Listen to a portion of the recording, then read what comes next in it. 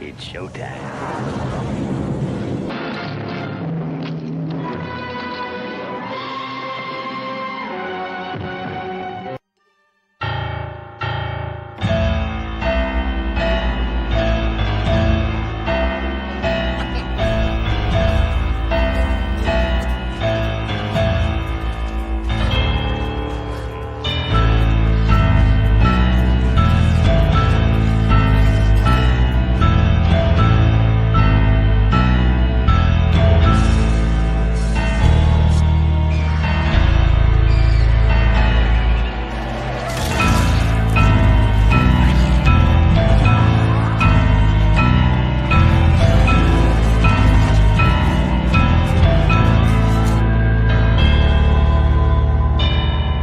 We have such sights to show you.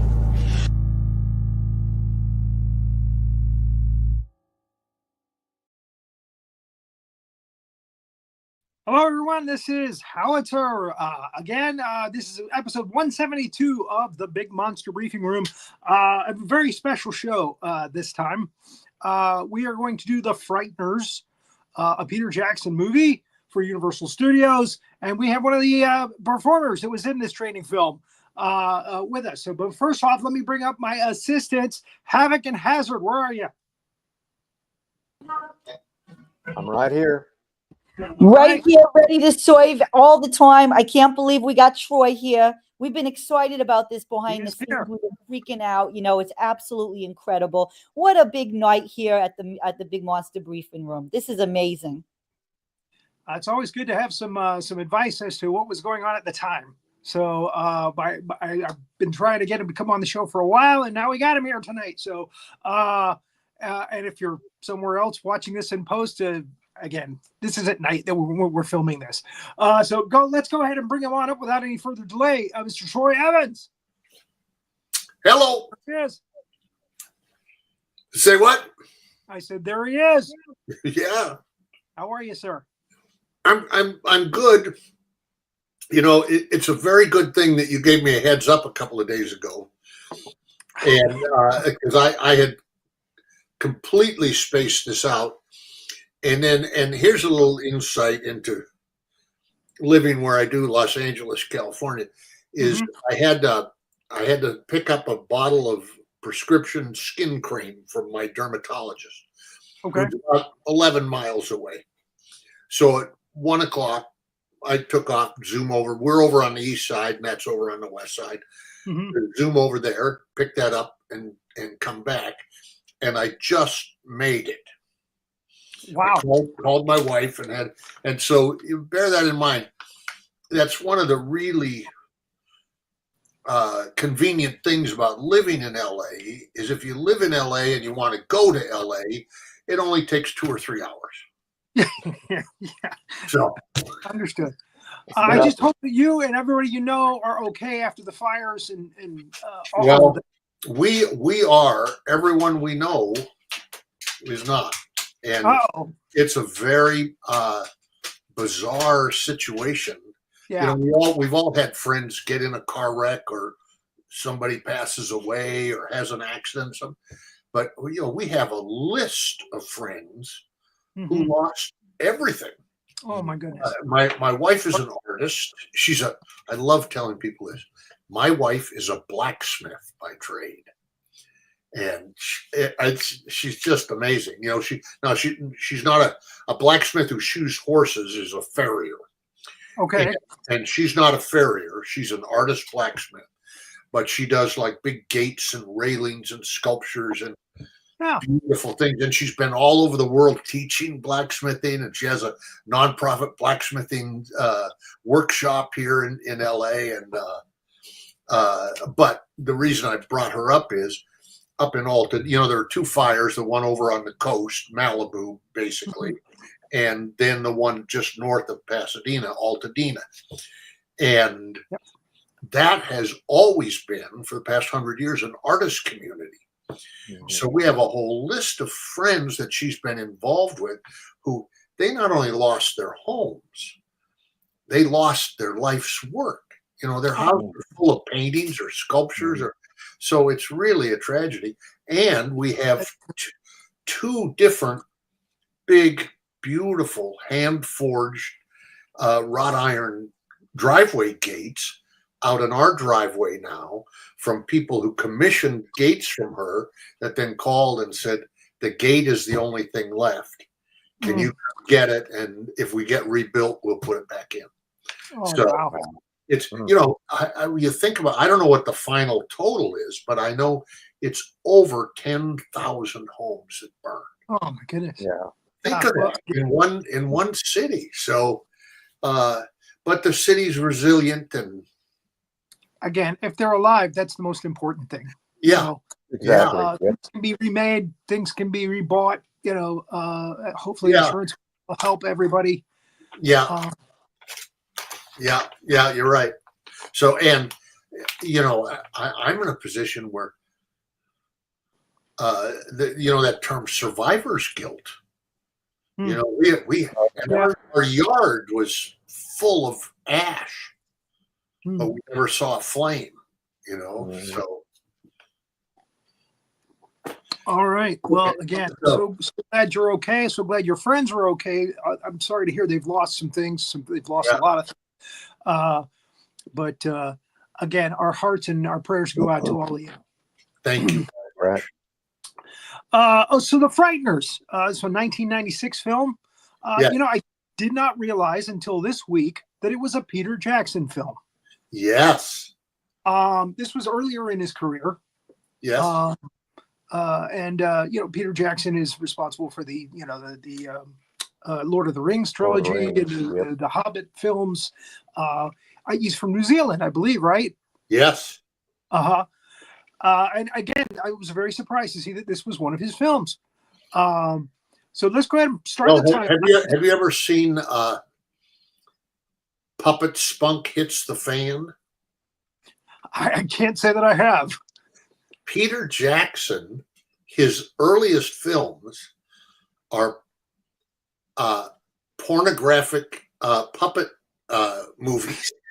Yep. and they're very funny. And that's how he started in the craft. Yeah. And, boy, was I lucky to get that job. That was a lovely job. Yeah, it's like getting to work with David Lynch, Yeah. I'll tell since you mentioned his name, I'll tell you a bizarre thing. David Lynch and I were born in the same room. Oh my goodness. Yeah. Wow. Yeah, the maternity ward in St. Patrick's Hospital in Missoula, Montana. Him in 1946, me in 1948. Wow. Yeah, that's a weird connection, isn't it? Yeah, just a couple of years apart. Now, how did you find out about that? Well, when I found out he was born in Missoula, I always suspected it. Okay. And I never had an opportunity to ask him about it, but then it mentioned in one of his obituaries that he was born in St. Patrick's Hospital. Wow. So then it isn't a big hospital. Right. So that maternity ward is, I'm assuming if he's born there, he's born in the maternity ward. And yeah. Wow. Interesting. Okay. Havoc, if you'll bring that up, Universal Studios, that's no surprise. They do a lot of great scary films, horror films. This is a kind of a dark comedy, but it is a horror film. I mean, it's relatively scary in some parts. Mm-hmm.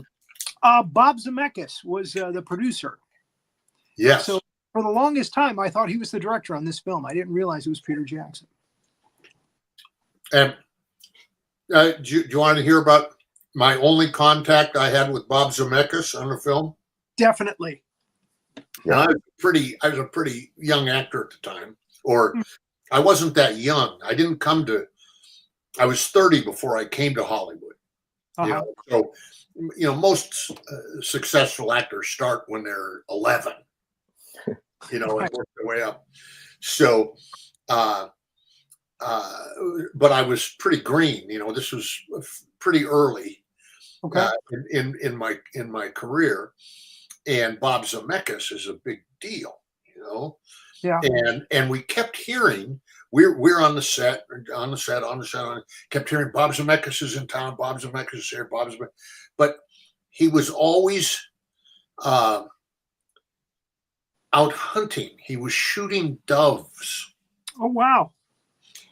Um, He was a dove hunter. and then I never saw him once on the set. Uh-huh. Then I had a break in the filming. I was there a few weeks, and they flew me back to the States, and then flew me back to finish the movie a couple of weeks later. And so I was at the airport, and with the acting deals, you get a first class ticket, and you get in the VIP lounge, you know. Right. And here's Bob Zemeckis sitting at this big coffee table with a bunch of chairs, like 6 easy chairs around it. So I went over and sat down and spoke to him. And he showed no sign of recognition whatsoever. Oh, geez. You know, I said, well, I'm in your movie. He said, oh. I said, yeah, I was hoping I'd meet you on the set. He said, no, I've been hunting doves. I said, did you kill a lot of doves? He says, no, not very many. I said, well, that's good. And he said, what? I said, well, the doves don't have shotguns, do they? And then he quit talking to me, and I've never been in another Bob Zemeckis. Oh, geez. Oh, you're one of those, huh? I couldn't believe a guy who's making a movie and he can't go to the set because he wants to go out and kill doves. Oh Doves. my God. The sign of peace, right? You know, it's funny because when you said he didn't react to you, when you hear about people like Tom Hanks talk about him and they do an impression of him, he's always very quick and frenetic, and you know, they always explain him as like that. Yeah, so that's funny that he was maybe with Tom Hanks he is. With me, not so much. Deadpan with everybody else. Yeah, you're getting Buster Keaton. Okay. So in the beginning of this film, we have Dee Wallace. Used to be Dee Wallace Stone. Yes. I guess when her husband passed, she decided to take his name off of her name. And her mother is played by Juliana McCarthy. Old Lady Bradley. So she's an interesting character actress in this. And what they try to do is lead you to believe that the old lady is the killer. Yes. Throughout this.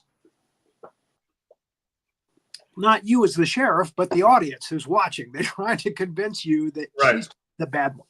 And that Dee Wallace is this poor thing who's cooped up in this house. She can't leave. It's a prison. And the walls are coming alive and the carpets are coming alive and they're chasing her all around the house. And again, it's all to give you the feeling that she is a victim in this. Okay. She even cuts her hand. The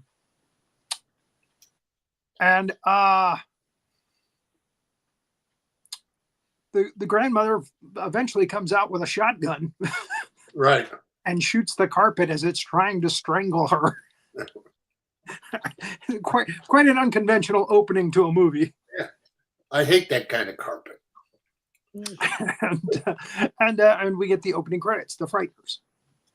Yes. I believe it's based on the book, a book of the same name. Yes, and it is. At the time, Michael J. Fox was the thing. You know, he had just finished up the Back to the Future films. So now this town that you are the sheriff of, you play Sheriff Walt Perry. It's having premature deaths. People are dying of some kind of heart disease. And this news editor, played by Elizabeth Hawthorne, her name's Magda Reese Jones. She's telling her assistant, I need a new angle on this because this has been going on for a while now, and we need something new, something fresh about this. Okay.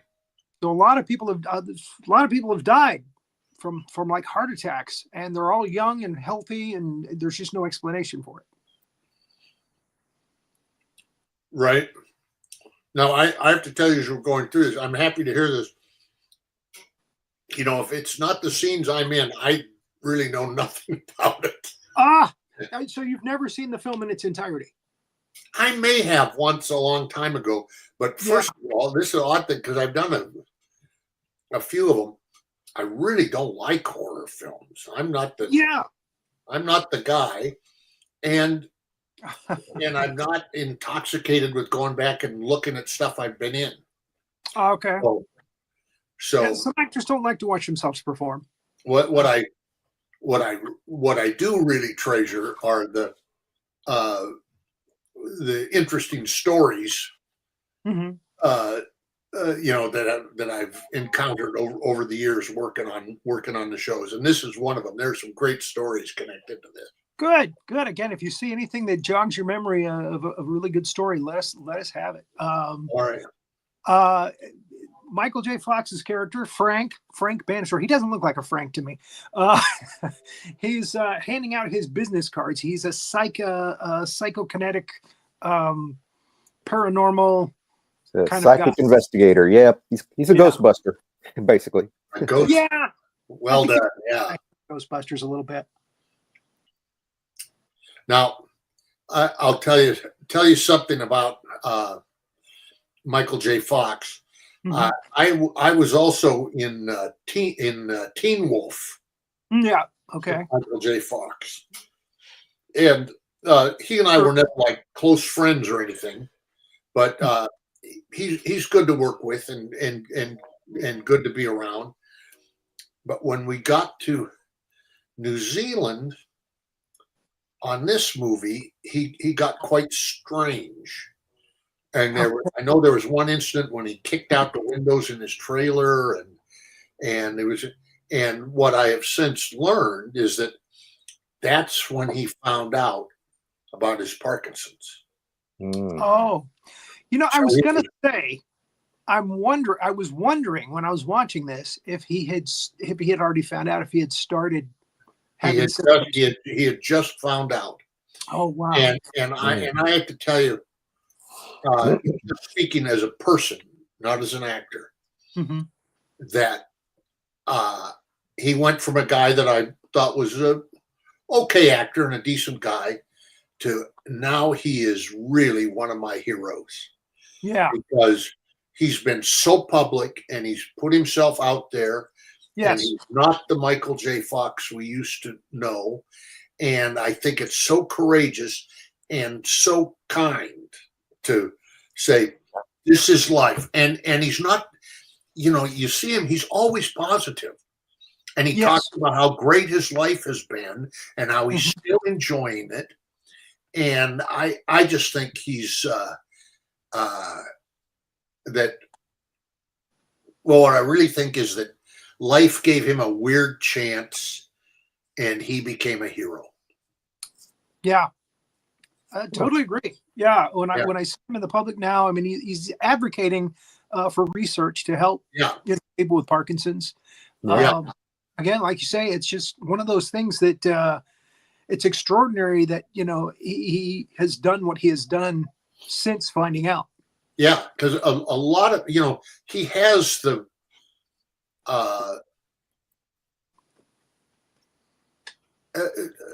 just to be blunt, he has enough money.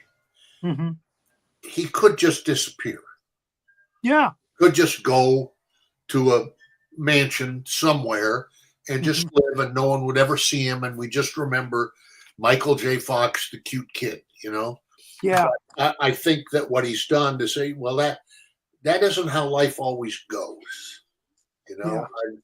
So I just welcome the opportunity to express how much I admire him now. That's awesome. Thank you so much for that. Yep.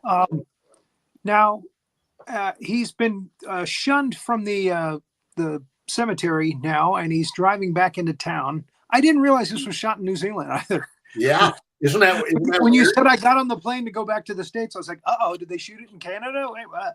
So, yeah, it's Peter Jackson film. Why not? You know? Yeah. So he accidentally runs into this guy's yard, and it's Ray Linsky, played by Peter Dobson. And Ray is upset. He's very upset because he's crashed through his gate. He's wrecked some of his gnomes. By the way, I got my gnome cup with me today. Excellent. I got this as a gift from the woman who wrote our theme song for our show. So it's so apropos for this show. Hey, what city are you in? Decapitated gnome. I am actually in Central Florida. Okay. Orlando area. So does that put you like 4 feet above sea level?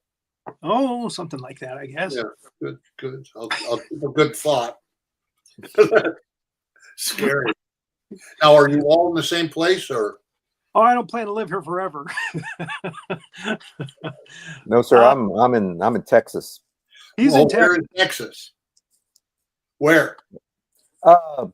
South. Well, near the coast. Yeah. Yeah. Yep. And are you a native Texan? Yes, sir. I am. All right. Good. Born and bred. Well, that's good. So Frank is trying to deal with Ray, and Ray is being very upset, as he should be.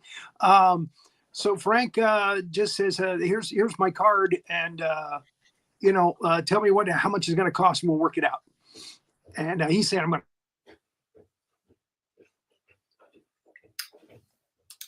Oh dear! He throws up on us. Sue you, and Yeah, there you go. this is they do in the movie.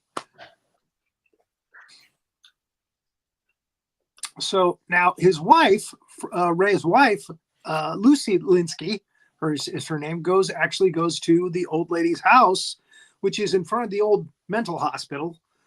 And she goes to see I'm sorry, not Magda, Patricia, because she cut her hand. So she's going to help bandage her hand. Okay. And the old lady is not happy about having somebody she doesn't know coming into the house. She's very protective, and she doesn't want Patricia to get out. So again, we're setting up this whole thing where the old lady is the bad one, and Patricia is this poor victim, this poor trapped little middle-aged woman, and she's got bruises on her neck. Lucy notices, and she thinks she's a victim of abuse. She doesn't realize it was the carpet. Uh-huh. That's a nasty carpet burn right there. So Lucy goes home and she starts watching a video about the hospital, which was closed down because they had a mass murderer there, played by Jake Busey. Yes. Is it Busey or Busey? Busey. Yeah, that's right. Busey. He's Gary Busey's son. Yep. Right. He's totally channeling. He's totally channeling his dad here. Most certainly. Yeah. So basically, he wants to be the greatest, or he wanted to be the greatest mass murderer of all time. This was before Ted Bundy. This was before Jeffrey Dahmer. So he kills 12 people in this hospital, and we see young Patricia there. I'm not sure why she's in pigtails here, because she's not in pigtails any other scene, including flashbacks in the movie. But anyway, I digress. So Lucy's like, I saw her. I met her today. And it turns out that, yes, we find out Ray is her husband. And he's a very physical guy. He's always doing exercise. And she's watching this Psycho videotape or DVD. And she's like, she's cooped up in his house. His old lady has got her locked up like a prisoner. And he's telling her that her anniversary is coming up. He's booked a dinner. They call it something else, but it's kind of like medieval times. So he's a real romantic, this guy. And he notices one of Frank Bannister's cards on the bed. He's like, hey, I ripped all these up on the front lawn. Wait a minute. How did this get here? And that's when stuff starts going crazy in the room. The bed starts to rise, levitate. Little dolls start to grab at their clothes. All kinds of crazy stuff. A chicken walks around in the hallway. As one would. Yeah. So, yeah, but it's a dead one. Right. So she goes, I'm calling Frank Bannister. And he's like, oh, don't call him. He's a con man. She goes, look at this house. We've got all kinds of paranormal activity here. I'm calling him. So she calls Michael J. Fox's character. And he's like, I'm on my way. And yes, it turns out to be a con. He's got some ghost friends that actually do paranormal activity. He can see ghosts, we find out. And he goes and does this is very Ghostbusters here because he's doing the thing like when Bill Murray goes into the apartment and he's looking around for ghosts and he doesn't seem to appear to know what he's doing. And he's got a squirt gun with holy water in it. Not sure if that would help you with ghosts. And he's got a thing like a toaster. And he supposedly traps Ghost in like a little coffee bag there. And he offers it to her. Do you want to keep it as a souvenir? And she's like, no, I don't think I want that. But the strange thing is he sees a number glowing on Ray's head, a number 39. Or maybe 38. 37. 37, sorry. I'm getting ahead of myself here.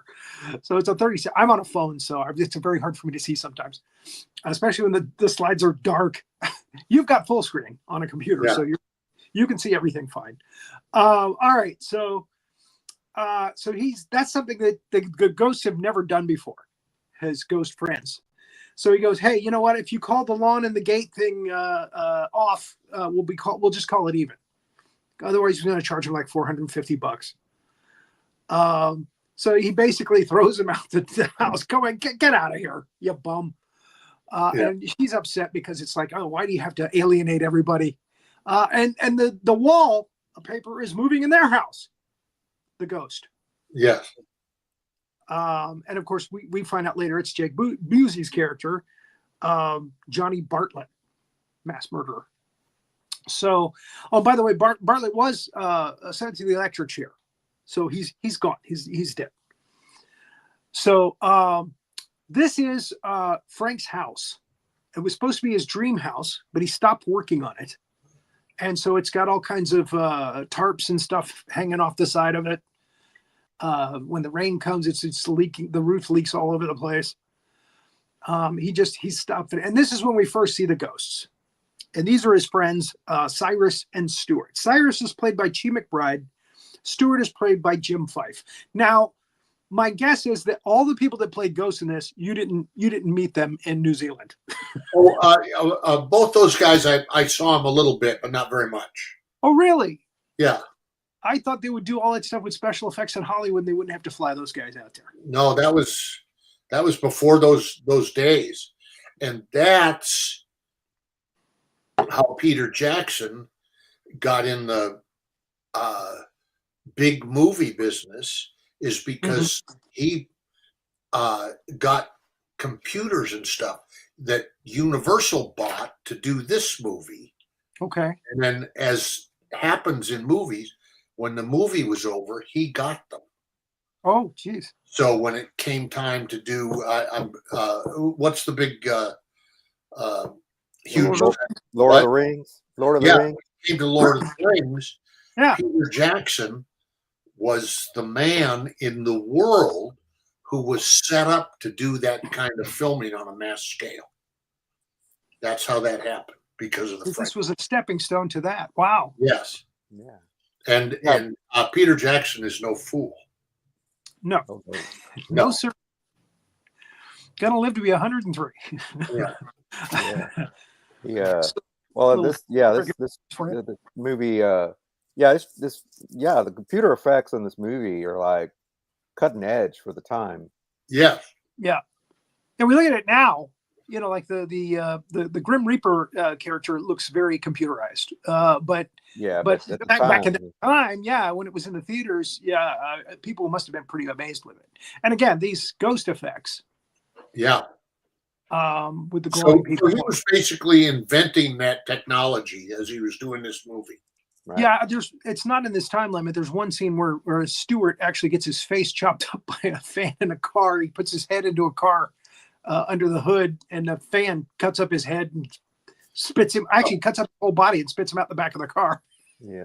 Ghost shit. I wonder if that's a nod to a movie he did called I think it's called Dead Alive, where this guy basically kills a bunch of people with a lawnmower. Uh-huh. Oh, could be. Another one of Peter Jackson's movies that, oh my God, his early movies were just crazy. Yeah. Yeah. And I'll tell you now, this is just a little tidbit about his early movies. And you could tell the guys who had been on his movie crew from the beginning, because, like you guys are both wearing baseball caps, and how movie sets, they have whatever the movie is. Right. They have hats for that movie.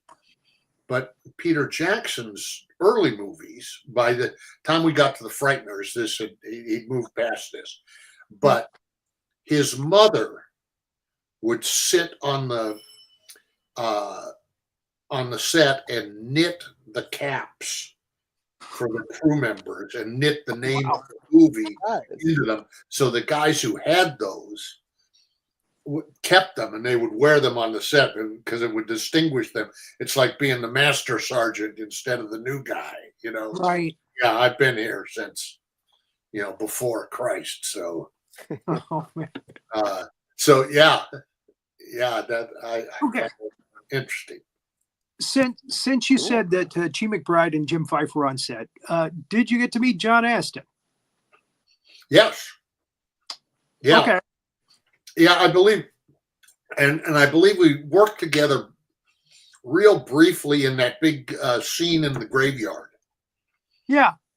I'm there and he's there, and yeah. Okay. Yeah, because he plays the judge in this, who's another ghost that we're going to meet. The dog has gotten his jawbone.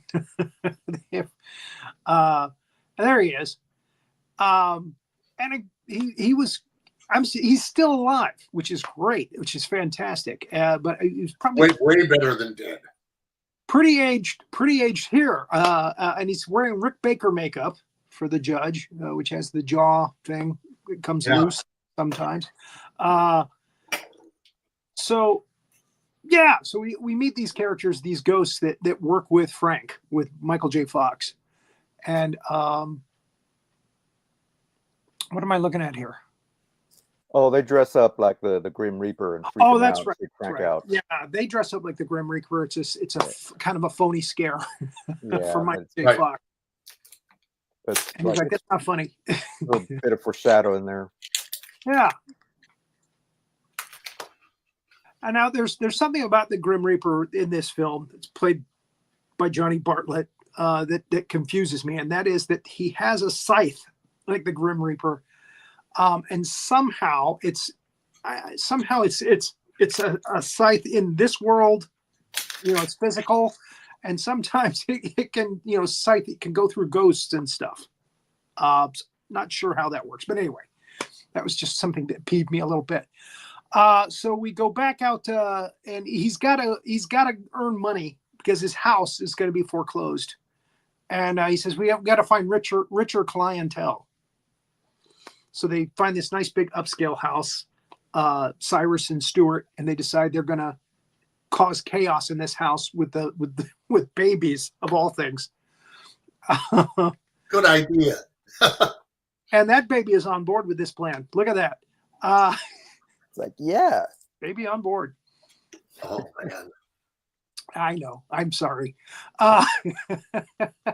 So the babies are flying around the house. They're freaking the maid out. The woman who runs the house calls Michael J. Fox's character because the card just happens to be right there. And as Michael J. Fox is driving out to this palatial mansion with the judge explains that death has come to this town, and he's kind of staked a claim. And Frank has kind of poo-pooed the idea, death, come on. But the judges insisted, no, this is death. This is what's happening here. That's why all these young people are dying. When he gets there, unfortunately, she has read an article about him being a con man. And she's decided, I'm not going to pay you to do anything. And they stop the con. And then he has to go to see Magda and her magazine or her newspaper and say, look, you got to help me out here. I'm just trying to make a living. When he goes outside, there's another funeral. He sees Lucy, who he met a few nights ago, and it's Ray's funeral. And Ray runs into him on the street, and he realizes he can see him. So he says, you got to take me to my funeral. I got to hear what they're saying about me. It's typical Ray. Yeah. Me. Me first.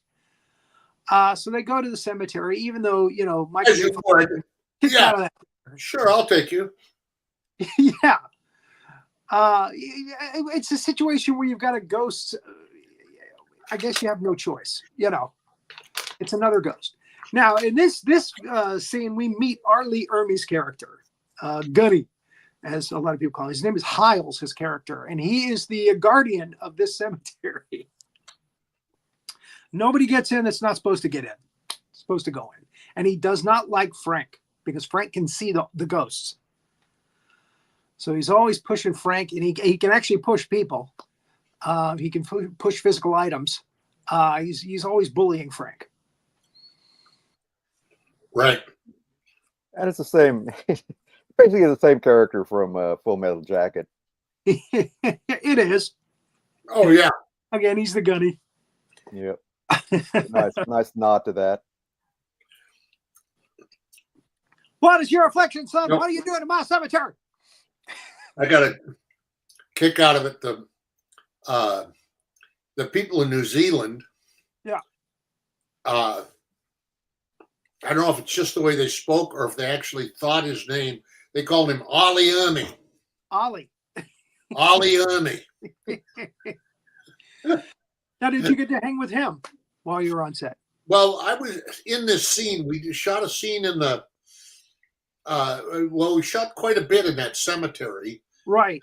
We were both there, and I don't remember exactly what it is, but I think we have sort of a scene together, or scene that follows hard. I'm there, and he's there in the background, or something. I don't remember. Yeah, this scene is actually where you come in, and we first meet your character.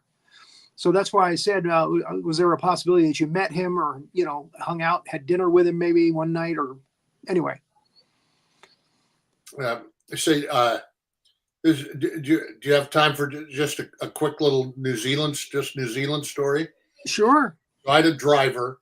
You're the one that's giving us your time. So, however, 19-year-old woman, real nice, and she had a van, and she'd take me wherever I wanted to go. Well, New Zealand is an island. Yeah. So everything is imported, and everything is expensive. So it's populated, or was at the time, with beautiful vintage cars, and many, many, many of them were like original Minis from England, all in beautiful condition, and they just keep those cars up because to get get a Ford Mustang or something would cost like double the price in the U.S. Yeah. So I'm just sitting in the van, and she's driving me somewhere, and I saw one, and I looked down, and I said, "Oh man, I love these little cars." And this young woman said, "What?" I said, I love these little cars. She said, "Fuck those little cars. Fuck those. I hate those fucking little cars. I want a big fucking American car. American cars are built to last. God damn it. Fuck those cars." Sorry, I brought it up. That went off on you. No, it's okay. It's a cable show, so it's okay. Feel free. That's funny. I kind of had a similar incident in Scotland when they were. I had a cab driver that told me how much they hated J.K. Rowling there, because she had bulldozed some land that was supposed to be preserved for a garden that she wanted. Yeah. Here's your character, the sheriff, coming in. This is his introduction. He comes to talk to Frank. Yeah. This is actually a very diplomatic way of kind of questioning him, but you're friends with him. Yeah. They established that in this movie a couple times, that you're good friends with Frank. So you're a lot nicer to him than the rest of the people in the movie. You see that expression right there? Yeah. I have 8 siblings. Okay. And that is the Evans expression right there. That's the Evans look. Yeah, like I'm going to believe that. Looks like everybody in my family I know, exactly like that. Oh, my. Okay, go ahead. Ray can't talk to anybody. Nobody sees him but Frank. And he doesn't have power, or he doesn't understand how to use his ghost powers yet. So he falls through his coffin, and he gets stuck. They're shoveling dirt in on him, and he's asking Frank for help. And of course, Frank is talking to you, the sheriff, so he can't help him right away. And it's kind of comical. And then we have a great take from you watching him pull Ray out of the grave, but of course, there's nobody there. And he gets the Evans look again. Yeah, I love that. Well, I have to send you some of these pictures after the show. I've got nice high resolution copies of all of these shots for you. So, Trini Alvarado plays Lucy. Yes. I heard you say on another show that she's a doll. She's just a lot of fun to work with. And I'm really surprised she hasn't done more than she has. Yeah, that's always, well, for one thing, it's always been this way in Hollywood. It's always been a disgrace. Like when a woman turns 28, she's too old.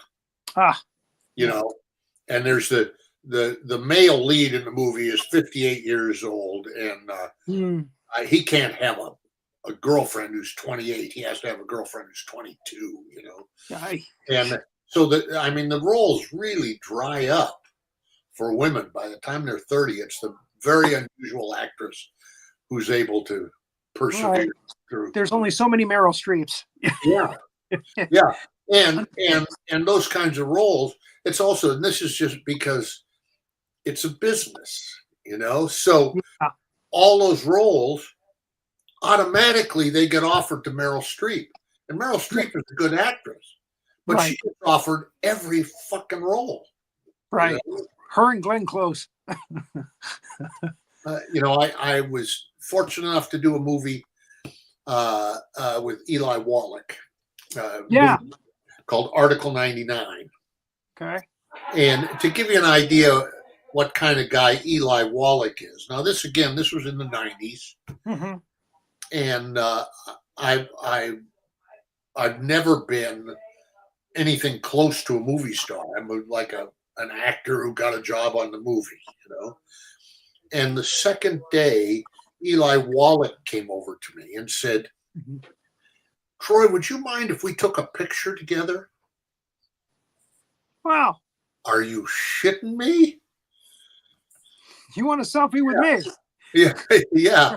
So we did a picture. But then another day, this is what I started out to tell you, just out of the blue, there was a little quiet time, and he said, kid, you're an artist. But you're an artist in a business. And being an artist in a business is like being a cockroach in an elephant's ear. And that's a cockroach, which I love. I've never heard anybody else say it that way. And I don't know exactly what he meant, but what it meant to me is if you're a cockroach in an elephant's ear, you might be along for the ride, but you're not driving. They're just wherever the elephant goes, that's where you're going. Yeah. So that's, luckily, you as a cockroach have had a lot of work. Yeah, I've had more than one elephant. There you go. Yeah. Yeah. And the other thing, I'm sure you guys are familiar with IMDb and look at IMDb. Oh, yeah. You know, and Oh, I yeah. have a lot of credits on IMDb, but the real significant thing is that over and over and again, there was a series called Life Goes On about a family with a boy who has Down syndrome. Okay. And there was like a handyman character that they wrote in, and it looked like a one scene part. I mean, a one episode part. Yeah. I got the job and did it, and then I ended up doing 18 of them, and then I got hired on ER. I did the pilot. I was Noah Wiley's first patient, and then 4 years later, the guy playing the desk clerk left the show. Right. And they called and said, "Do you want to be the desk clerk on ER?" I said, "Well, I'd have to think about it. Hell yes." Really. And Well, let me take some. and I did 129 of those. Wow. That's And great. then about 10 years ago, about 12 years ago, I retired. Mhm. And then about 2 years into my retirement, a guy that I met, I was working in the theater before I'd ever been to Hollywood in 1976. And I met a young college playwright who came to see a play named Eric Overmeyer. And then 45 years later, he called me and said, "Troy, it's Eric Overmeyer." He said, "I'm developing this thing with Michael Conley, and I think there's something in there for you." Same thing. I don't know if you've seen the Bosch series, but Harry Bosch is an LAPD homicide detective, and there are a couple of detectives who work with him that are called Crate and Barrel. And so, I looked at that and I thought, well, I might get 2 or 3 of these, So yeah, well, I did 70 of those. Yeah, you're semi-regular on that. I remember that. That's a huge difference between having, think how many credits you have to have. That what have I just told you? 129, 39, 49, 70, over 200 episodes right there. If those are, and you see lots of actors just get one episode. Yeah. Well, that's like over 200 jobs I would have to get instead of 3 jobs. So I'm the executive vice president of the Lucky Club, No, sir. It's a testament to your talent, sir. That. Thank you. And if you're easy to work with too, people like to work with you. They'll bring you back. Yeah. But yes, you're an incredibly talented actor, so that's definitely number one. But believe me, I mean,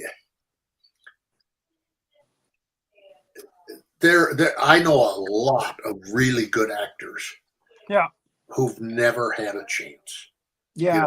Never caught a break. Never, so just so you know, I'm deeply appreciative. It's noted here. It's here for posterity. And we understand completely. Yeah. Yeah. And I'll as long as I got that deep into that, I'll just tell you this. This is kind of funny.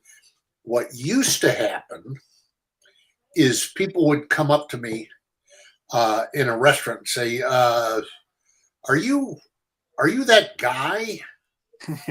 And I would say, "Well, which guy?" Well, they'd say, "Well, that guy on ER, or whatever it is, or the Frighteners, or whatever."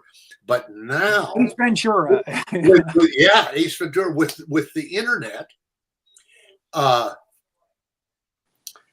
Now when they come over to my table in the restaurant, they say, "Excuse me, Mr. Evans, we loved you on here," because they sit, they can jawbone at the table, go, "It's ER, it's ER," then they look up ER, they find me, then they know my name. It's changed that whole dynamic. Like you say, it's IMDb. Yeah, you can go right in there immediately, like seconds, and find out who you are. Yeah. We do it all the time on the show. Yeah, and I do it lots of times on this kind of thing, like interviewing online, and I'm talking about somebody and I can't, so I look up the same thing, look up the movie, and it's And you blank. Yeah, we do it. Bob Hope, my friend. Bob Hope. Yep. So let's plug ahead. All right. So at the funeral, he's made a dinner date with Lucy in front of Ray's ghost. But Ray wants to tell her some things, so he's like, yeah, I'm okay with it. Yeah, let's do dinner together, all of us. So this little town restaurant, they meet, and again, Ray's at the table. And she asks, listen, the money, the $16,000 that I had in savings, I need to find out what he did with it. And he blew it. He invested it on something and he blew the money. And unfortunately, Frank has to tell her that. And he's like, no, don't tell her that. And he's very upset. And Frank reaches over and he touches her hand. He says, everything's going to be okay. And that really sets Ray off. And Ray dumps a glass of wine on his lap. And his ghost is like, oh, I can push things now. You better watch out for me, Bannister. And he walks through a wall. He walks out. He's starting to get his ghost powers now. He's starting to figure them out. So actually, one of my favorite scenes or sections of a movie about ghosts finding out their powers is in the movie Ghost with Patrick Swayze. Vincent Schiavelli, another great character actor, plays the ghost on the train. And he teaches Patrick Swayze how to move things as a ghost. Okay. So, and I that just came into my mind just now. So anyway, he goes to the bathroom and he sees another guy who has, again, the lit up number on his forehead. It's a number 38. And he's like, oh, geez. And he starts to see the walls move. The ghost is making his presence known. But it's not like a usual ghost that Frank can see. It's actually moving through the walls and stuff. So he's kind of trying to figure that out. So he comes out of the mirror, grabs the guy's heart, and kills the guy. Just squeezes his heart until he dies. And that's how the ghost is doing it. And then we see the tunnel of light, and the ghost goes up there. And of course, this is to set that whole thing up for later on in the movie. Okay. So Frank runs outside and he sees the character who looks like Death. And again, the judge has been saying it's Death, running around on top of this the roofs of the buildings, and he chases after it. Now back at the police station, they're saying that they've had another death, and Frank was there, and he goes, and you say, okay, let's go ahead and bring him in. Now, when you say that, you have like a softball or a baseball or something at your desk there. Okay. And you kind of bounce it on the ground and grab it. Was that actually written in the script, or did you come up with that shtick? You know what? I don't even remember it. Okay, it was in the script. If you had come up with that, you probably would have remembered. Oh, I did that. That was me. Or my guess would be the way that goes. They probably, as part of set dressing, they put a baseball, like he had a baseball on the desk, and then do I toss it in the end of the scene? Yeah. So that would be something I would do. Just okay, bring him in and just toss the ball up and catch it. Like that's what. There you go. He does. I dick around with it, but I'm not sure. But Peter Jackson was not one to tell you how to do the scene. Right. He wanted to see what the actor, what he's paying you money, bring something to it. So yeah. That's what Clint Eastwood does too. Yes. Let's go ahead. and I've never met Clint Eastwood, but you probably know this. It's been fairly widely that he doesn't say action. Do you know that? Correct. Right. Yeah, because he started out in those cowboy movies, and they'd scare the horses. what my friends who work with him say, he says, "Go ahead, Go ahead." and they do the scene, and they're doing the scene. They get to the end of the scene, and they're kind of ad-libbing and filling in, and they'll go, "That's enough of that." Oh man! All right, we are seeing. It looks like Cyrus and Stewart. What are we seeing here? Oh, Frank's chasing the death, and yeah, Cyrus and Stewart and the judge are in the car, and they're like, Oh, okay, yeah. Unfortunately, they lose him. They lose Death. Gets away, and back at the station, we get introduced to Milton Dammers, played by Jeffrey Combs from the Reanimator films. And in my house, we call him the Great Jeffrey Combs. The Great Jeffrey Combs. Yeah. Do you remember? I think I told you that Eric Overmyer, that I met Eric Overmyer working the theater. Yeah. So I came from Montana in 1976 to try to be an actor, and I got a job in a summer theater in Santa Maria, California. Now, Santa Maria is an hour and a half, 2 hours north of LA. It's an hour north of Santa Barbara. Little town. It's known for cauliflower. It's a farming town, and there's a little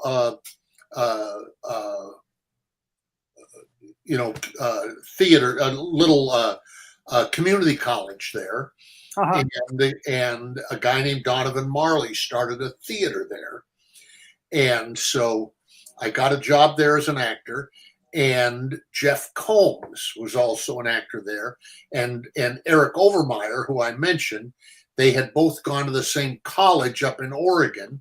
And he's the guy that Eric came to see in the plays, and so I met him then. So Jeffrey and I have been friends. Next spring will be 50 years. Wow! And I'll tell you, and you probably know this. He is a really good actor. Oh yeah. And his font of creativity is huge. He could play anything. Oh yeah. Anything. In fact, I have a and this happens all the time. It's like, the movie I mentioned, Article 99. Yeah. I had a really good part in that movie. And if that movie had blown up, that's the movie that would have moved me up the ladder. I would have been like a second-tier star in the movies, possibly. But the studio it was in was bankrupt, and counting on, it was Ray Liotta and Forrest Whitaker and Eli Wallach and Kiefer Sutherland, and it was loaded with famous people. So they put that out in the hopes that people would just go to the theater and go, "Oh, look, Kiefer's in this. Let's go see it." Yeah. But it opened the same day as Wayne's World. Oh, geez. So it was completely buried. So that just didn't happen. Who loves it are veterans. Veterans all love that movie. And the reason I mention all that is, if this movie was similar, it did okay, but it wasn't a blockbuster hit. And if it had been a hit, I think Jeffrey Combs might have had an Academy Award nomination for supporting actor, because I think his performance in this movie is off the charts, man. Oh yeah. He is so weird. Wearing a lead breastplate. Nobody does weird and creepy better than Jeffrey Combs. There's no doubt about it. But I've seen him, like you said, I've seen him play characters in. I saw him in an episode of The Flash on TV one time, where he was brilliant as this kind of gang boss character. He just wasn't your typical gang boss character. He did it his own way. Yeah. And again, we did the movie Abominable on this show. It was one of our early episodes, and he plays this character who, for some reason, he's out hunting with his friends. Lance Henriksen is one of the other guys, and he's got an oxygen tank with him. And I don't know if he came up with that himself or it was written in, but it was brilliant. I mean, he was just wonderful. And they're just sitting there around the fire telling jokes, and then Bigfoot shows up and starts killing them. So yes, he's a phenomenal actor. Would love to talk to him someday. And a wonderful guy. I told him about this show. Yeah. And I might have a copy of it because we talked about him a lot. Okay. So, yeah. All right. So yes, I love these scenes. Dammers is oh gosh, how do I describe him? He is an FBI agent who has been undercover with different cults over the years, and it's just really affected, who he is and how he acts. So he's watching YouTube with a back and forth is really funny because you can see you feel like you're walking on eggshells when you're talking to him. Yeah. God, it's a lot. Is still. Oh God, that's funny. And he has a lot of problem with women with authority or women who raise their voice. So Lucy is the bane of his existence. He just can't stand her. So we get a flashback through a story that he's telling Lucy about Frank Bannister and his wife and how he lost his wife. They were in a car accident on Holloway Road, and he had built a basketball court instead of a garden that she wanted at the house that they were building. And they were arguing about it in the car. So he lost control of the car and it drives off the road. So his wife just didn't die in the accident, though. She became a victim of the ghost of Johnny Bartlett. He's his 13th victim, the first victim as a ghost. And the 13 was carved into her head. And we don't know this until this scene when Milton tells Lucy about it. And he's like, unlucky for some. That was one of his lines. It was terrible. Yeah. He's such a jerk in this. Michael J. Fox calls him an asshole, which is funny. And he goes, yeah, but I'm an asshole with an Uzi. And he pulls an Uzi out. That's hilarious. An asshole with what? With what? With an Uzi. Uzi machine gun. It's a great comeback for a great line. Yeah. He suspects that Frank's the murderer or that he killed his wife, and that's the whole antagonist thing with him. Right. He thinks he's a mass murderer who's killing all these people in this little town. And he's covering it up or he doesn't realize he's doing it. He's because of the guilt and all that. So they've lost death now. They're on the side of the road. And again, the judge is like, it's death. What did I tell you? And the rest of them are like, come on, it can't be death. And that's when they see a light, a shaft of light going to the heavens, which they can see.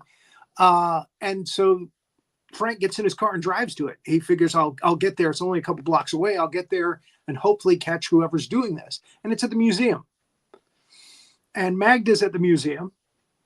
And she's like, there's no money to be made here. And the guy that's dead is her assistant for the magazine, the newspaper, whatever it is, the publication. And so he goes up the tunnel of light, gives him a kind of a nasty look. And then he sees the number on her head, number 39. And he's like, oh my God, you're next. And she's like, are you threatening me? And everybody there is listening to all of this. Yes. So I'm not sure why you were not in this scene, but your deputies, there's two deputies that are here. One is Anthony Ray Parker. The other one is, I think Michael Robinson is his name. They have a lot of great shit going on in this scene. The ghosts arrive to help him.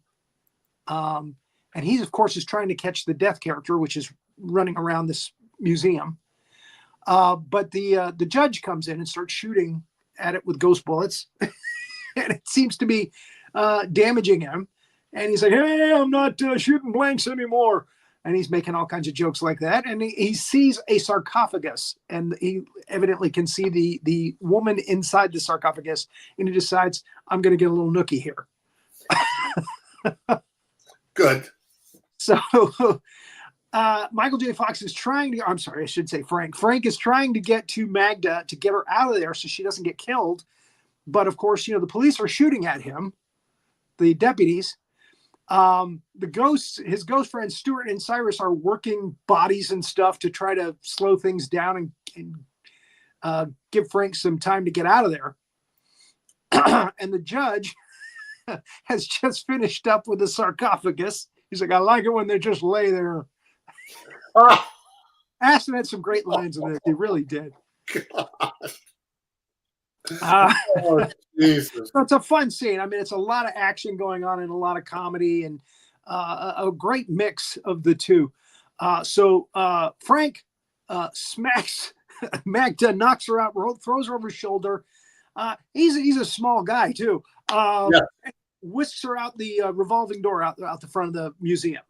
Now, when the police come after him, the deputies, the ghosts are moving the thing around so that they can't get out. Right. So to give Frank more time, because he, again, has to get her away from there, get her away from the death character. Yeah.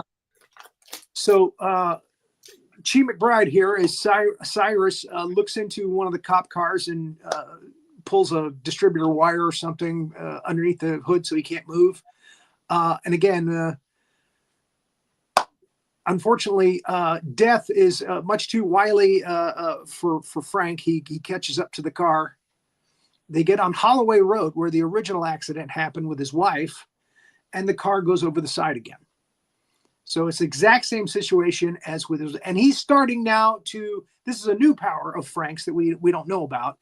He's starting to flash back like he's watching the scene over again, like he's right there. Right. This happens here, and it also happens at the end of the movie when they're in the hospital, the mental institution. So the car flips over. Magda wakes up, crawls out, and Death goes after her and pulls her, or squeezes her heart. Now, at the same time, Frank is watching his wife. The same thing happen because he's phased back to that time somehow. Right. When Magda's ghost pops out of her body, she thinks Frank killed her. So she's cursing at him as she's going up to the shaft of light. She's cursing at him. Oh, I hope you're happy with yourself. I hope it was good for you. Making him feel horrible, because he was trying to save her. Yeah, I know. When somebody thinks you killed them, they're blaming you for it. It's very uncomfortable socially. When their ghost is blaming you. Yeah. So this is a cute scene where I keep forgetting his name. Milton Dammers is telling you, "Oh, we won't see Frank. He's very wily. He's very cunning. He won't." He walks right in behind him, and you do a great reaction shot there. You're like, "Oh, hey, Frank." He gives himself up. So Dammers, again, it just hates Frank, and he thinks he's a killer, and he's like, everybody get out, I want to talk to him. and Frank sends Lucy away because he knows he can't protect her, and now he's starting to think, did I cause all of this somehow? So she angrily walks out to her car, not realizing that Ray, her husband, is haunting the back seat. Right. So this is a very riveting scene with you because Dammers is trying to question him. He's trying to get out of him that he's the killer. And you're his friend. You're Frank's friend. You've known him a while. Right. And you tell him that. So he ends up pulling his badge and saying, you got to leave. You got to get out of here. Get the hell out of here. And you're not happy about that. I think that's the only time we see you in this film where you're not kind of happy-go-lucky. You're actually kind of peeved here that he's making you leave. God, I love these shots with Jeff. God, that's funny. Yeah.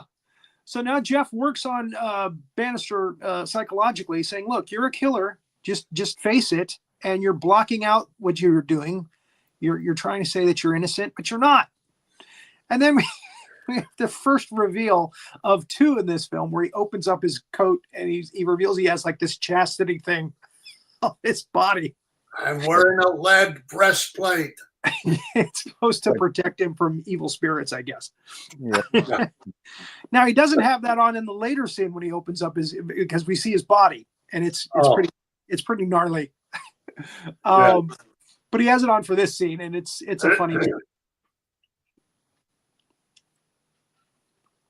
So Cyrus and Stewart come to see him in his jail cell, and he's just not acknowledging them at all. So they think he's lost his power to see, the paranormal. But what he's doing is he's trying to distance himself from everybody because he can't protect them. Okay. Now, Lucy goes out to his dream house. Her husband's ghost is with her, and he's like, "Oh, look at this dump," and all of this. And he sees things on the wall that shows that he's a con man.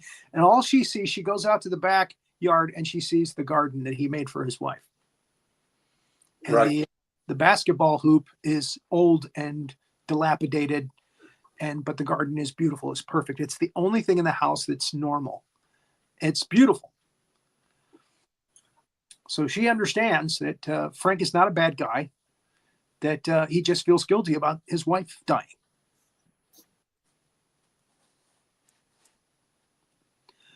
So I can't remember the sequence of events here, but she decides to go out to help Patricia Bradley in the old spooky creepy house with the old lady. Yeah. She's going to try to help her get her out. And when Ray sees the house, he sees it from a ghost perspective. It's an evil house. It's a ghost house. It's a very scary, creepy house. And he sees it as such. It's moving, it's growling, it's Yeah. So all of this stuff is in New Zealand. That is amazing. Yeah. Wow. So she goes and she talks to Patricia. The old lady comes out, and she has to hide her. So she hides her in the closet in the old lady's room.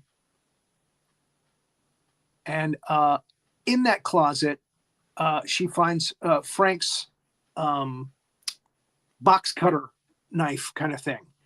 Because evidently they think he carved the numbers in the people's heads with that knife. Uh-huh. And we find out later that, yes, it was Patricia that got the knife at the accident scene and carved the number 13 into his wife's head. She was the one. So Ray, realizing that there's some evil here, helps Lucy, and she doesn't realize it, helps Lucy get out the front door. And then his face is taken off by whatever ghost is in this house. The ghost kills him. Kills him? Kills the ghost, yes. Evidently, ghosts can kill kills Ray. Yep. Kills Ray. Chops his face off.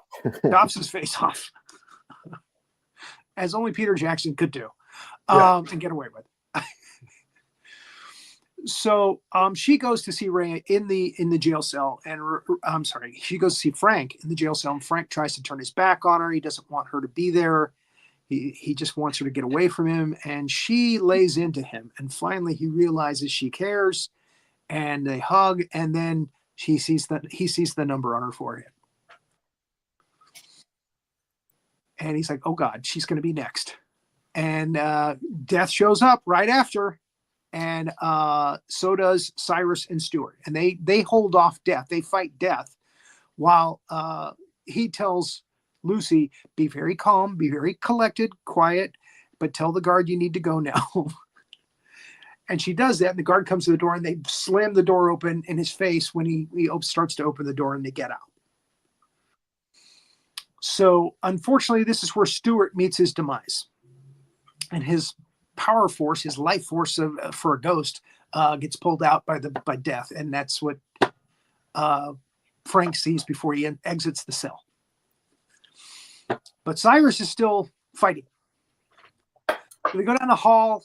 and Cyrus is fighting and coming in and out of the walls, and Milton Dammers shows up, and somehow Lucy tricks him into believing that she was like a hostage, and then she uses a fire extinguisher on him so that she and Frank can get away. Now, I am told that these fire extinguishers today, the contents of those fire extinguishers is an irritant. So don't do this at home. That's what I'm saying. Yeah. If you get a fire extinguisher and you want to play around, don't spray other people in because it's an irritant. Yeah. And again, if it's somebody's clothes and they're on fire, okay, fire away, but not just joking around because it's a skin irritant. Now, I don't know why they changed it, but there it is. And this is where Cyrus meets his demise at the hands of death. So, and this is just them getting away, basically. Yeah. Well, Frank realizes that the only way to fight death is he has to die, be a ghost. Oh, that's right. So he puts a gun up to his head. Just to go into his own realm. She's like, nope, I got a better idea. So she injects him with something that's going to slow his heart down, and she's going to freeze him. He's going to freeze to death instead of a quick, painful death or painless death with a bullet. Mm-hmm. It's going to be a slow, painful death, freezing to death. Let his ghost come out. She gives him a nice little kiss before closing the door and turning down the thermostat. And then Milton shows up with his Uzi. Milton always shows up at the worst time. And he doesn't want her to open that locker in 15, 20 minutes. He's like, why would we do that? Let's just let him die and stay dead. So the tube of light comes down, but he, of course, doesn't go through it. He goes through the door, and he goes looking for death. Now, Dammers puts her in a police car, and drives her away, and Death goes after the police car. So, again, when you first become a ghost, you have to figure out how to use your ghost powers, and of course, he hasn't done that yet. It's kind of like what happened with Ray earlier in the film. He just doesn't know how to do all of it yet. Right. You have to figure it out. So, as Death is about to kill Lucy, he manages to jump through the car and pull Death out the other side. And they roll around the street. And they fight a little bit. And then a truck takes Death out. Somehow. Now, Dammers does not like Lucy yelling at him. So he's kind of trying to block her out. But one of the things he does is takes his gloves off, and we see a swastika on his hand. And he explains to her that he's been with these cults, and including the Hitler Youth. He was the bitch boy for Hitler Youth for many years. He was with the Manson family for a while. And again, usually they abuse him. So he's locked her. He's handcuffed her to a bar in the back seat of the police car. And amazingly, there's like a little screw there that you can unscrew and get the bar loose. Yeah, it's good. And he's telling her his life story, which she doesn't really want to hear. And she's trying to unscrew the screw and get the hell out of there. And he thinks that he has started the car here with the power of his mind. Did we skip over the part where he opens his shirt and shows the? No, we saw that. Yeah. There okay. There. Yeah. I just, it's really creepy to me that both of his nipples are gone. Yeah. I don't know why that creeps me out so much, but there it is. So anyway, he thinks he starts the car with the power of his mind, and it's Frank. Frank's ghost is there, and he's trying to get out of the cemetery, and here comes Hiles. What are you doing back here? You're serious excuse for a ghost. He's just laying into him. And then Death comes in, and Hiles, turns super bad Rambo on him, but he gets cut in half. But he leaves his ghost guns, his machine guns there so that Frank can get them, which is good. So, she's looking at the time, and it's like 3 minutes until she's got to defibrillate Frank and bring him back. Otherwise, there's going to be damage. There's going to be brain damage. So Frank gets the guns and he shoots at Death, and it seems to actually hurt it. It seems to actually affect it. So he shoots it down to it's just a little small piece that looks like a gnarly skeleton kind of face kind of thing. And he's like, "What are you?" And the face changes and it becomes Johnny Bartlett's face. Yes. And this is when we find out it's Johnny Bartlett's ghost that's been doing all this killing. And some of the people from the mental institution that he killed, the first 12 victims, come up to shake Frank's hand and explain, but now it's over. And Bartlett's ghost face laughs and goes, "Oh, couldn't be farther from the truth, right, Frank?" And he seeps down into the sewer. And Frank's like, "No!" And he goes down into the sewer. He uses his ghost powers to go down under the ground. And he beats the hell out of Johnny. Because the gun thing took away Johnny's death cloak and his scythe kind of thing. So he really has nothing to protect himself with. So Frank starts beating the hell out of him, and he's like, "Oh, please don't hurt me." He's got that kind of look to him. And then he gets defibrillated and then brought back to life just before he's ready to kill the ghost. And her co-doctor there at the office is with him, and he's like, "It's Johnny Bartlett," and he says, "Oh, he's hallucinating." So nobody in this movie believes in the paranormal or ghosts or anything. Right. So that's how you die, folks, if you don't believe in monster movies. So she goes out to again the Bradley house. To try to see if she can save Patricia, because she thinks Patricia's in danger, because she thinks it's the old lady that's doing it. She found the knife. She tells him, "I found your knife in her closet." And she doesn't know how much danger she is in. Now, this is basically, it's over a 2-hour movie. And this is 30 minutes before the end of the movie still. It's just a lot of running around trying to get away from ghosts. And mass murderers who hang out with ghosts. So we find out here that it is Patricia, and that Johnny's ghost is, still in love with her, still hanging out, and he's using her to kill people, and he's killing people as a ghost. So they're still a team. They always have been. Right. And Lucy's like, "We got to get out of here. Okay, I'm gonna go and get your aunt or your mom." And she goes upstairs, and the mother has been killed. And meanwhile, Johnny and Patricia are picking out knives. Yeah, as couples do. And having ghost sex in the kitchen. Probably, yeah. Well, yeah, it's basically what it is. It's like ghost sex. He keeps moving through her body and stuff. Anyway, the mother's dead now. And we see Patricia's true colors. She is a psycho. She's trying to stab at Lucy with a knife. She goes and gets her mother's shotgun, starts shooting up the place. And the carpet comes after Lucy. And we know the carpet can strangle you. Yeah. So, but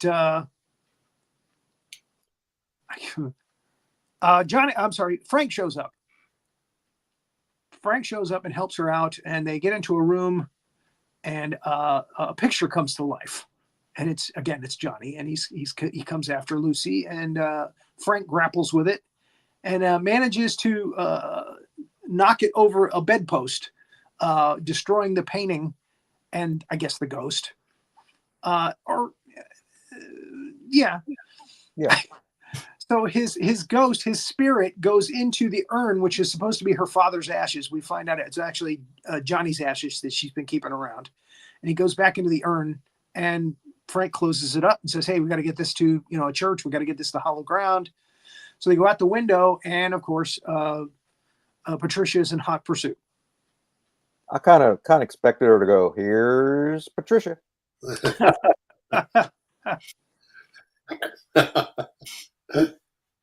Psychos looking through holes in doors. 101. Yep. So they decide to go to the chapel that's actually in the mental hospital that's been closed down for decades behind the house. That's the closest one. Now, Frank starts to phase back again. He goes back to the time when the first 12 killings happened in the hospital. As they're trying to run away from Patricia, who's, got a flashlight taped to her shotgun now. And we see young Johnny doing his thing. And not before the doctor actually tells some nuns that are there, who are probably going to get killed, that the chapel is upstairs on the 4th floor. And he sees some of the victims, 3 and 4, with the number carved in their heads. Jennifer's the one carving. I'm sorry, Jennifer. Patricia's the one carving the numbers in people's heads. Right. So and then Milton and then Milton shows up. Yeah, Milton's there. And again, he sees now, Frank, for the first time, that Patricia, the young Patricia, is evil and she was part of it. And we get a lot of this, a lot of phasing back and forth between now and then, and see him seeing the whole thing and how it played out and how Patricia was a big part of it and how evil she is. There's the doctor that shook his hand in the cemetery, whose ghost shook his hand in the cemetery. And he finds the chapel, finally. But there's a lot of chasing around going on before that. She is now stuck in an elevator. The door won't open on the 4th floor. It will on the 1st floor, but not the 4th floor. So she's stuck there. So he gets the ashes. He punches a hole in the... Here's Frank. Oh, wait a minute. He's not a psycho. He looks in the chapel, and there is a shaft of light coming down from the ceiling. So evidently, the man upstairs is waiting. Right. But that's when Milton shows up. And Milton takes the ashes that he left on the floor for a second. He takes the ashes and dumps them out. Oops. And that's when he says, "You are such an asshole." And he says, "Yeah, but I'm an asshole with an Uzi." And he pulls the Uzi out. Right. And he shoots Frank. And as Frank is stumbling backwards, reeling with the pain, Patricia shows up behind him. So he stumbles backwards, and Patricia blows off Milton's head. We get a great gory head explosion, but you can see Frank's ghost head. Yeah, right. Okay. Very it's surprised. an interesting effect, and it doesn't make it seem so graphic because you see his ghost face there. Yes.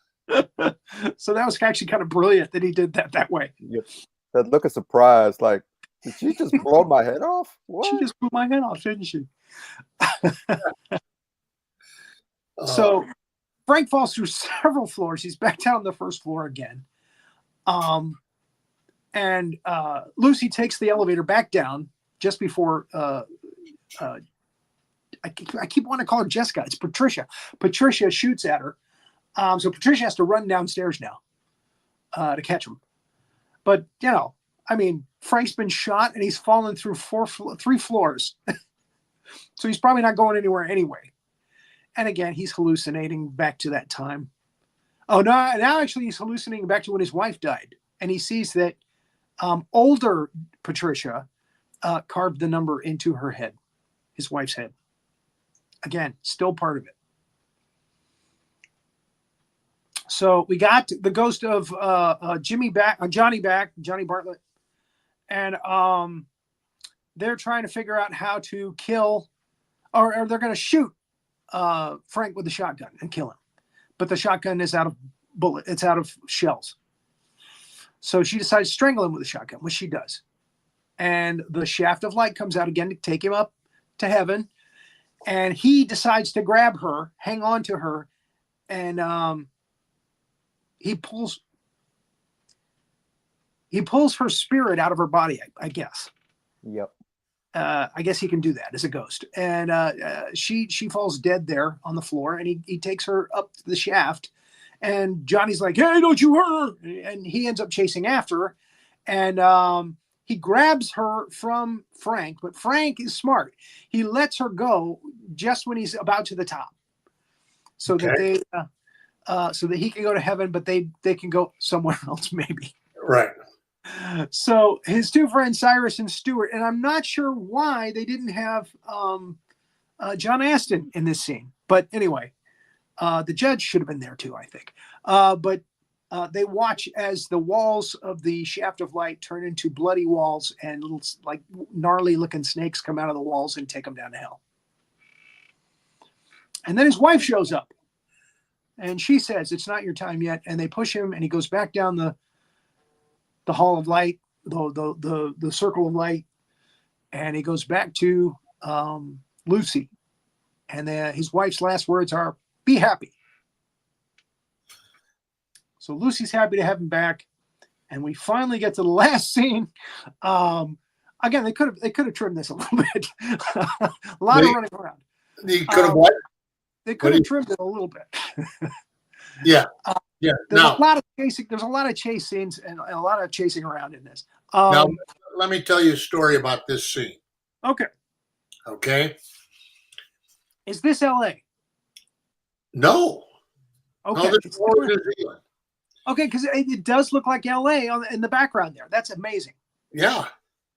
So the way this is set up, this is, and that house, as you recall in the movie, that house was his dream of his former life with his former wife, and he couldn't stand to finish it, and he couldn't stand to tear it down, he couldn't stand to move on. But now that's changed. And the way this was planned was they're down on the hillside, they're having a picnic, his new love, and they're out there, and then up on the hill, the bulldozers are pushing the old house off the side of the hill. Right? Okay. And in the midst of it, here you see I drive in. Right. And I've got Jeff in the back seat, although I don't know it. Right. And so they're shooting past. So they're in it. I'm in it. And as we're doing the scene, the house goes off the cliff. So it was designed to be a single fabulous shot. So we rehearsed it multiple times, which is not really Peter Jackson's motive, but it had to be right because they can only push that building off the cliff once. Right. So, and the police car is what's known in the trade as a picture car. And it's some shitty old Ford that they got out of a wrecking yard, and they blow it in cop colors on the outside, and the inside was completely thrashed. There wasn't even a liner on the door, right? Okay. So we find, okay, we're all ready. Everybody knows what's happening. We're going. And they cue action. They start their lovers' picnic. The bulldozers move on the hill up above. I drive in, start speaking to them, and the fucking door will not open. I'm supposed to get out of the car and talk to him, and it won't open. And I'm pulling on the handle, and it won't. So then I reach over and I try to pull the button up, and it does nothing. And this is, this is a critical. It was very important to them. You know, they have this. They planned this. The culmination, the final scene in the movie is this fabulous one shot. The picnic, the car, the house, it all comes together, and I can't get out of the fucking car. And I'm in a fucking panic. Yeah. Because everything else is happening right, and I'm not getting out of the fucking car. So at some point, I thought of the only thing I could do. I tried to climb out the window. Like they would use that, right? The sheriff pulls up and climbs out the window of his car. And now the house is off the fucking hill. Oh, geez. And I'm out, and everybody's like, what the fuck? What the fuck? And the cinematographer, this was his big moment in the movie, this plan, and he was just apoplectic, was screaming and falling on the ground and shit. And I got out. They finally came over. Somebody came over and opened the car door from the outside and got me out, and I ran down to Peter Jackson to try to explain what had happened. And Peter Jackson couldn't even talk to me. Oh. Because he was laughing too hard. Oh, jeez. Just, at least he was laughing. Yes. And then the cinematographer ran over. And this tells you a lot about Peter Jackson. Cinematographer ran over. He said, "What the fuck are we going to do?" And Peter Jackson said, "Well, we'll do something else." Yeah. And of course they had coverage. They hadn't planned on using it, but they had other cameras set up catching shit. And then we did, shot the scene, and it was. Again, you've got the bulldozer actually starting to tear the house down, so we understand what's going on there. Yeah. Yeah. Yeah, that would have been a great shot if they could have gotten it. But, oh, God. But I'll always remember, what the fuck are we going to do? We'll do something else. There's a life lesson right there. Yeah. Peter Jackson laughing. His big shot ruined. He's laughing. Wow. Yeah. That's amazing. Yeah. Sweet. So here you go, Frank. I've got some time off, a whole bunch of time off coming up. Why don't we do a book together about all of this? And he's like, "Oh, well, I don't know. I'll have to think about it. And, why don't you talk to your guardian angel there about it?" You have a little where you go, "Oh, you got me." And it turns out that he wasn't kidding, that there's actually dammers in the back seat of the car. Yes. So now, since you said the actors were on set, is that him in the back seat of the car, or is it digitally done somehow? I mean, was he there? I don't remember. Okay. All right. I suspect that's digital. Okay. Because, so he may have been there and they shot it and they did it, but it's too long ago. Understood. Understood. I was curious. I was only curious because you said earlier that all the actors were there on the set. So, okay. And then you roll off, and that's we have a little moment where Trina Alvarado pulls the blanket that they're having their picnic on and like a ghost cape and chases after him, and that's how we end the film, with a lovely shot of her coming at the camera, and the end credits roll. Well, I got a question. Sure. Is that that police car at the very end there? Now, is that the same one that you drove up in? Yeah. You couldn't get the door open? Oh, okay. Yeah. It was. You need something, honey? No, I was just looking for Wally. Oh, okay. Yeah, we're so sorry we went so long, but thank you so much. Oh, thanks. You guys satisfied? Do you have any last minute questions? Again, we went from beginning to end. I think we're good, unless you have something else you want to share with us that you remember from the movie that was. No, I think I've covered it. And then it was nice. Peter Jackson did offer me a role in King Kong. Then a few years later, on that expedition they're on, the photographer who ends up getting killed, I think he goes in a shitter and gets killed or something. I don't know, but falls into the pit full of centipedes and bugs and stuff. Is that what happened? Yeah, most of the people from the ship that come onto the island. Yeah, they but at devoured. It was at Universal, and they were very when they made the offer, they made a real lowball offer and told my agent, said, "This is not a negotiation. He can take this money or not take the money." And I was already working on ER. Yeah.